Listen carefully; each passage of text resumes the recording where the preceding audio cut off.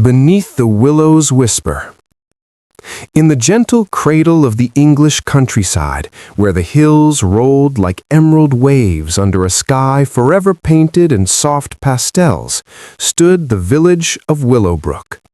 It was the kind of place where time moved slowly, as if reluctant to disturb the quiet magic woven into every cobblestone lane and ivy-clad cottage. Here, the air carried the scent of wildflowers and fresh rain, and the ancient willow tree in the heart of the village square had stood for over 200 years, its long branches trailing like loving fingers toward the earth, whispering secrets to those who paused beneath it. Eleanor Hargrove had not planned to return. At 28, she had built a life in the bustling streets of London as a book illustrator, her days filled with deadlines and her nights with the soft glow of her drafting lamp. Her fingers, stained with watercolors and ink, told stories on paper that she could never quite live herself. But when the call came, her mother's quiet passing after a long battle with illness, everything shattered. The funeral had been small, just a handful of villagers and distant relatives, and now Eleanor found herself standing before the old Hargrove cottage on the edge of the village, keys heavy in her palm, heart heavier still. The cottage was exactly as she remembered, whitewashed walls kissed by climbing roses, a thatched roof that sagged just a little on the left, and windows that looked out onto the shared garden where the great willow stood like a sentinel. Inside, the air smelled of lavender and old books. Her mother's unfinished watercolor paintings leaned against the walls, half-completed landscapes of the village, a portrait of Eleanor as a child with wild curls and a gap-toothed smile, and one very special canvas, the willow tree at dusk, its branches glowing golden under a setting sun. A note was pinned to it in her mother's elegant handwriting, "For my Ellie, finish what I started." Tears blurred her vision as she traced the brushstrokes. Her mother always said the willow held the village's heart, every joy, every sorrow, every love story. Eleanor unpacked slowly, her suitcase open on the creaky wooden floor, when a soft knock echoed through the house. She opened the door to find a man standing there, tall and broad-shouldered, with dark hair that fell over her forehead and eyes the color of storm clouds over the moors. He wore a simple wool sweater and held a small basket covered with a checkered cloth. "Thomas Whitaker," he said, voice low and warm like aged whiskey. "Your neighbor. Your mother, she was a dear friend. Brought you some fresh bread and jam from Mrs. Langley's farm. Thought you might not have time to shop." Eleanor managed a small smile, though her throat felt tight. "Thank you. I'm Eleanor. Ellie, really. Please come in if you'd like." He hesitated, then stepped inside, his boots leaving faint prints on the flagstone floor. They sat at the old oak table by the window, the willow's branches visible just beyond the glass like a living curtain. Thomas spoke softly of her mother, how she had sat under the tree every evening with her paints, how she had insisted on reading his half-finished manuscripts aloud, even when he protested they were rubbish. "She had a way of seeing the beauty in broken things," he said, eyes distant. "Made me believe I could finish my novel one day." Eleanor listened, her heart aching with a strange comfort. Thomas was 34, a writer who had moved to Willowbrook 5 years ago, losing his fiancée in a car accident. The village knew the story in whispers.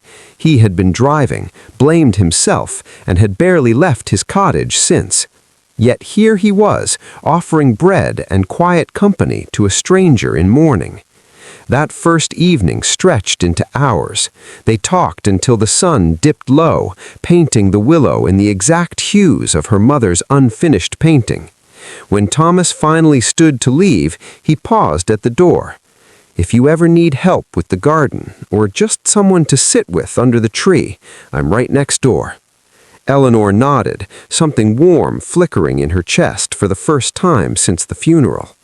The days that followed unfolded like the pages of one of Thomas's stories, slow, deliberate, laced with quiet magic. Mornings, Eleanor would wake to the sound of his typewriter clacking through the open window. She began working on her mother's watercolor, sitting cross-legged beneath the willow with her easel balanced on an old stool. Thomas would join her sometimes, bringing tea in chipped mugs and reading passages from his manuscript aloud. His voice wrapped around her like the willow's branches, gentle yet strong. One afternoon, as rain pattered softly on the leaves above them, Eleanor asked about his fiancée. Thomas's hands tightened around his mug. Her name was Clara. We were supposed to marry under this very tree. She loved the way the light filtered through the branches, like fairy dust, she called it. His voice cracked. I was driving that night. A deer on the road. I swerved. She didn't make it. Eleanor reached out without thinking, placing her hand over his. It wasn't your fault, Thomas. Grief makes us rewrite our stories in the cruelest ways. My mother always said the willow listens to every regret and turns it into something beautiful if we let it. He looked at her then, really looked, storm cloud eyes searching hers. A single tear slipped down his cheek, and she brushed it away with her thumb. The touch lingered, electric and tender, as the rain grew heavier, cocooning them in a world of their own. From that day, their friendship deepened into something neither dared name. They walked the village lanes at dusk, arms brushing, sharing stories of childhood dreams. Eleanor told him how she had once wanted to illustrate children's books that made little girls believe in magic.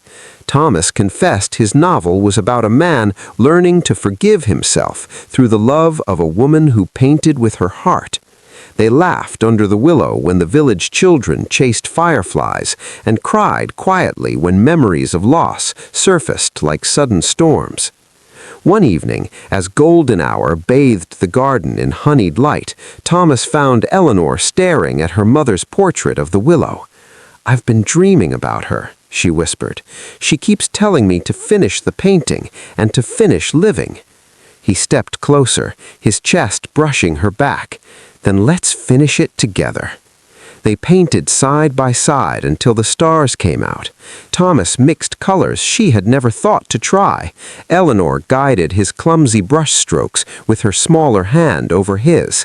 When the canvas was complete, the willow glowing with impossible beauty, two faint figures beneath it holding hands, they stepped back, breathless. "It's us," Thomas said, softly, voice thick with emotion. "Your mother painted our future before we even knew it." Eleanor turned to him, heart pounding. "Thomas, I'm scared. London wants me back for a big contract, a new life, bigger canvases, more money. But here, with you, I feel like I'm finally home." His hands cupped her face, thumbs tracing her cheekbones, as if memorizing every freckle. "I've been scared for 5 years, Ellie. Scared to lose again, scared to love again. But loving you doesn't feel like risk. It feels like the first breath after drowning. Stay, or let me follow you. Just don't leave my heart behind." Tears spilled down her cheeks as she rose on her toes and kissed him. It was soft at first, a promise whispered against lips, then deeper, filled with all the unsaid sorrows and joys they had carried. The willow's branches swayed overhead as if applauding, leaves brushing their hair like gentle blessings from her mother. But life in Willowbrook was not without its tempests. 2 weeks later, Thomas's publisher called with an offer that would take him to New York for 6 months to finish his book. The same day, Eleanor received the London contract, her dream job, complete with a studio overlooking the Thames. They sat beneath the willow that night, the air heavy with unspoken fears.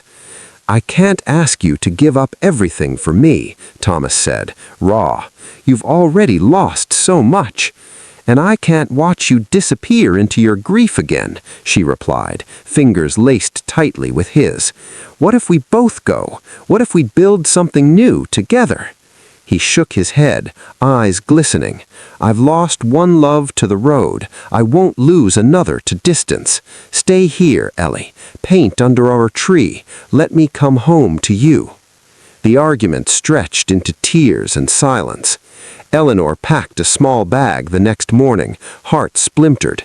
As she stood at the garden gate, Thomas appeared, hair disheveled, eyes red from a sleepless night.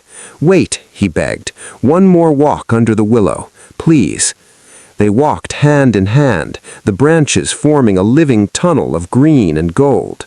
Halfway through, Thomas dropped to one knee, pulling a simple silver ring from his pocket, the same one his grandmother had worn, passed down through generations of love stories, preserved in the village archives. "Eleanor Hargrove, you walked into my broken world and painted it whole. Marry me, not because it's easy, but because our story